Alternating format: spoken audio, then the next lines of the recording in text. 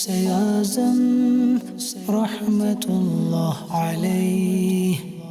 Ghous-e-Azam, Rahmatullah alayh. Ghous-e-Azam, Rahmatullah alayh. Alhamdulillahi Rabbil Alameen. Salatu wassalamu ala Sayyidil Anbiya'i wal Mursaleen. Amma ba'd. Fa'a'udhu billahi minash shaitanir rajeem. Bismillahir Rahmanir Rahim. Salatu wassalamu alayka ya Rasulallah. Wa ala alika wa ashabika ya Habiballah. Salatu wassalamu alayka ya Nabiyallah. Wa ala alika wa ashabika ya Nurallah. My dear viewers of Madani Channel, there are countless blessings of reciting salat upon the Holy Prophet sallallahu ta'ala alayhi wa alihi wasallam. Let's listen to a hadith about the blessing of excellence of recitation of salat.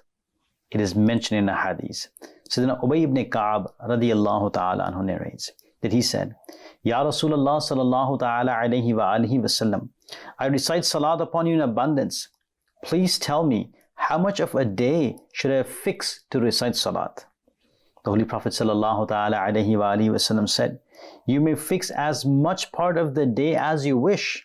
Sayyidina Ubay bin Ka'ab radiyallahu ta'ala said, shall I fix 1/4 of the day and night to recite salat? And the Holy Prophet sallallahu ta'ala alayhi wa alihi wasallam said, you may fix as much time as you wish, but if you fix more than 1/4, it will be better for you. Sayyidina Ubay bin Ka'ab radiyallahu ta'ala anhu asked, shall I fix half of the day and night to recite salat? The Holy Prophet sallallahu ta'ala alayhi wa alihi wasallam replied, you may fix as much time as you wish, but if you fix even more than this, it will be better for you. Sayyidina Ubay bin Ka'ab radiyallahu ta'ala anhu asked, shall I fix 2/3 of the day and night? The Holy Prophet sallallahu ta'ala alayhi wa alihi wasallam replied, you may fix as much time as you wish, but if you fix more time than this, it will be better for you. Sayyidina Ubay bin Ka'ab radiyallahu ta'ala anhu said, I will spend the entire day and night in reciting only salat. When Prophet alayhi salatu wasalam heard this, the Holy Prophet sallallahu ta'ala alayhi wa alihi wasallam said, if you do this, salat will become sufficient to dispel your worries and griefs and will become expiation for your sins. Subhanallah. My dear viewers of Madani Channel, Subhanallah, what a great blessing of Durood-e-Pak. Let's recite Durood-e-Pak upon the Holy Prophet sallallahu ta'ala alayhi wa alihi wasallam. Sallu ala al-Habib sallallahu ta'ala ala Muhammad sallallahu ta'ala alayhi wa alihi wasallam. And make it an intention that inshallah we'll recite Durood and Salam upon the Holy Prophet sallallahu ta'ala alayhi wa alihi wasallam abundantly throughout the day and night, inshallah azza wa jal. Alhamdulillahi azza wa jal. My dear viewers of Madani Channel, once again we are here presenting the program Ghous-e-Azam rahmatullahi ta'ala alayh. In this program, we hear about the different aspects of the blessed life of Ghous-e-Azam, Shaykh Abdul Qadir Jilani rahmatullahi ta'ala alayh. In the previous episode, we heard about some beautiful accounts of worship and spiritual exercises of Ghous-e-Azam rahmatullahi ta'ala alayh. In today's program, we're going to hear about the speech of Ghous-e-Azam rahmatullahi ta'ala alayh and its impact. And we will also hear about some of the blessings of the influential speech of Ghous-e-Azam rahmatullahi ta'ala alayh, inshallah azza wa jal. My dear viewers of Madani Channel, speech. The speech is a tremendous source of preaching through which we can reform someone and convey our message to others. What a great style of speech awliya of Allah Almighty have. Each and every word they say is precious. Awliya of Allah Almighty are great scholars as well. Only scholars can play the best role in establishing a beautiful society through their speeches. In the beginning, Ghous-e-Azam rahmatullahi ta'ala did not used to give a speech, but then there was a specific reason after which he started to give speeches. Hence, it is narrated that Sayyidina Bazaz rahmatullahi ta'ala states that he heard Sayyidina Shaykh Abdul Qadir Jilani rahmatullahi ta'ala saying, I saw the Holy Prophet sallallahu ta'ala alayhi wa alihi wasallam. He said to me, son, why don't you give a speech? I said, oh my grandfather, I'm a non-Arab. How shall I give a speech before the Arabs in Baghdad?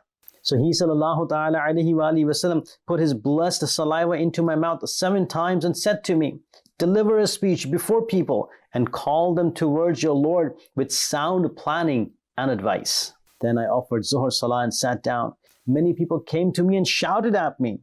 After that, I saw Sayyidina Ali radiyallahu ta'ala anhu standing before me in the gathering and saying, oh son, why don't you give a speech? I said, "Oh my father, people shout at me." Then he said, "Oh my son, open your mouth." I opened my mouth. So he radiallahu ta'ala anhu put his blessed saliva into my mouth 6 times. I asked, "Why did you not put your saliva 7 times?" So he radiallahu ta'ala anhu replied, "Because of the respect of the Holy Prophet sallallahu ta'ala alayhi wa alihi wasallam." Then he disappeared from my sight. After this incident, Sayyidina Ghous-e-Azam rahmatullahi ta'ala became inclined to give a speech. SubhanAllah, my dear viewers of Madani Channel, how beloved Ghous-e-Azam rahmatullahi ta'ala was in the court of Holy Prophet sallallahu ta'ala alayhi wa alihi wasallam, that the final Prophet sallallahu ta'ala alayhi wa alihi wasallam himself appeared and ordered him to give a speech. In addition to this, what a great bestowal it is that the Holy Prophet sallallahu ta'ala alayhi wa alihi wasallam himself granted Ghous-e-Azam rahmatullahi ta'ala alayhi his blessed saliva. Similarly, Sayyidina Ali radiallahu ta'ala anhu also ordered to give him a speech. Then Ghous-e-Azam rahmatullahi ta'ala started to give his speech. Sayyidina Ghous-e-Azam rahmatullahi ta'ala made his first speech in a splendid congregation which was awed and enlivened by his speech, and angels had covered it. Ghous-e-Azam rahmatullahi ta'ala stated the message of the book and Sunnah and called the people towards Allah Almighty. So all of them began to hurry to obey Allah Almighty. My dear viewers of Madani Channel, this incident also contains a beautiful lesson for all of us. That when Ghous-e-Azam rahmatullahi ta'ala wanted to give a speech, people began to shout at him. I mean, he encountered an ordeal, but later, Ghous-e-Azam rahmatullahi ta'ala delivered a speech in a splendid congregation. This tells us that if we are also reproached upon starting a good deed, and if we encounter any sort of obstruction, we should not surrender and become hopeless. Rather, we should keep trying. Allah Almighty will grant us success. I mean to say that we should avoid hopelessness and continue our mission. Allah Almighty will certainly bless us with success, inshallah azza wa jal. Allah Almighty blessed the speech of Ghous-e-Azam rahmatullahi ta'ala with a lot of influence as well. As it is narrated, Sayyidina Ibrahim ibn Sa'ad rahmatullahi ta'ala states, when Sayyidina Shaykh Abdul Qadir Jilani rahmatullahi ta'ala would appear on an elevated place in a dress of scholars and make a speech, people would listen to the speech of Ghous-e-Azam attentively and act upon it. In today's age, my dear viewers of Madani Channel, if you want to deliver a speech in a crowd, we can convey our voice to the crowd only through advanced facilities and loudspeakers.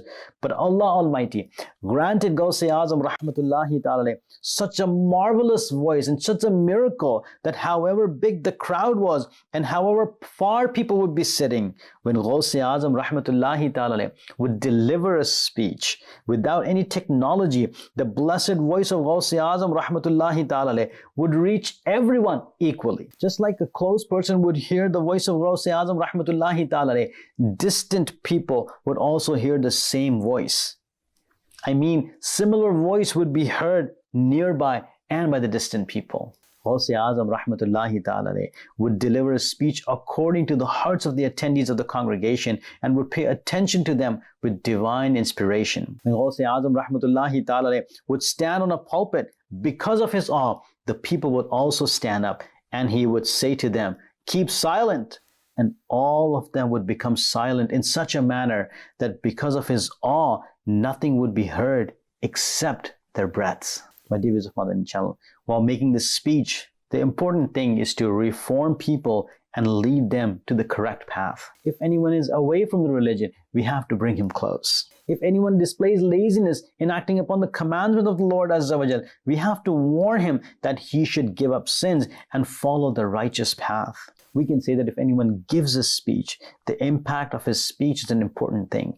If we talk about the impact of speech of Ghous-e-Azam rahmatullahi ta'ala, on one hand, where the robbers would perform repentance by the blessing of speech of Ghous-e-Azam rahmatullahi ta'ala and follow the righteous path. On the other hand, non-Muslims would also enter the fold of Islam.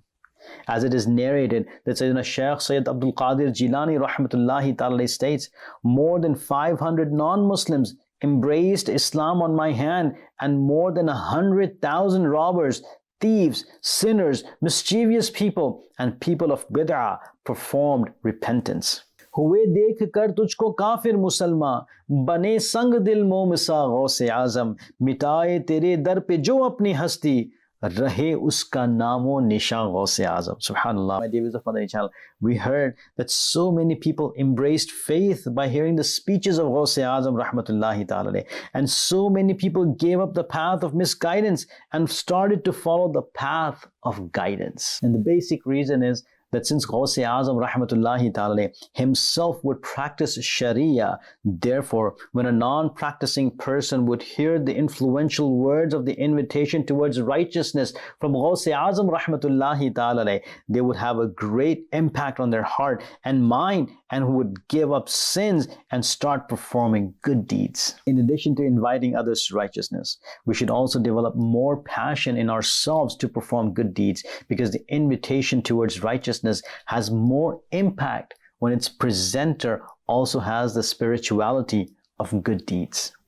The invitation towards righteousness influences others' hearts and minds and leads them to do good deeds if the person himself acts upon these things. There is no doubt that if a person who enjoins good and forbids evil practices good deeds himself, his invitation will also have an impact. If the person who enjoins good offers 5-time prayers with the congregation in the masjid regularly, people will listen to his invitation to salah and come to the masjid. Similarly, if teachers and parents themselves have good manners, only then will they be able to make their student and children follow good manners. If teachers and parents themselves offer salah, only then they will be able to make their students and children habitual of offering salah. If teachers and parents themselves have good habits and perform good deeds, only then they will be able to make their students and children have good habits and perform good deeds. Therefore, my dear viewers of Madani Channel, to make our words influential,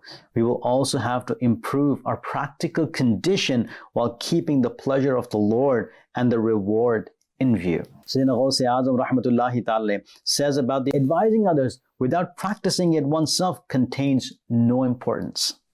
He further says, advising others without practicing it ourselves is just like a house without a door, and it does not contain any household articles either.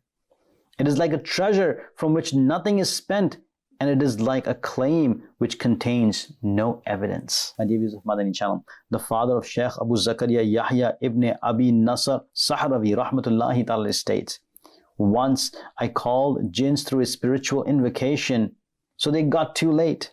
Then they came to me and said, do not try to call us when Sheikh Sayyid Abdul Qadir Jilani rahmatullahi ta'ala is delivering a speech. I asked why. They said, we are present in the gathering of Ghous-e Azam rahmatullahi ta'ala. I asked, do you attend his gathering? They said, yes, we are in large numbers. We have many groups that have embraced Islam, and all of them have performed repentance at the hands of Ghous-e Azam rahmatullahi ta'ala.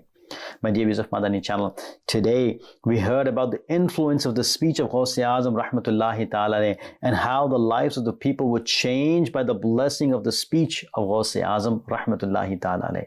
May Allah subhanahu wa ta'ala enable us to present the invitation towards righteousness and perform good deeds by virtue of Ghous-e Azam rahmatullahi ta'ala. Ameen. Bijahin Nabil Ameen sallallahu ta'ala alayhi wa alihi wa sallam.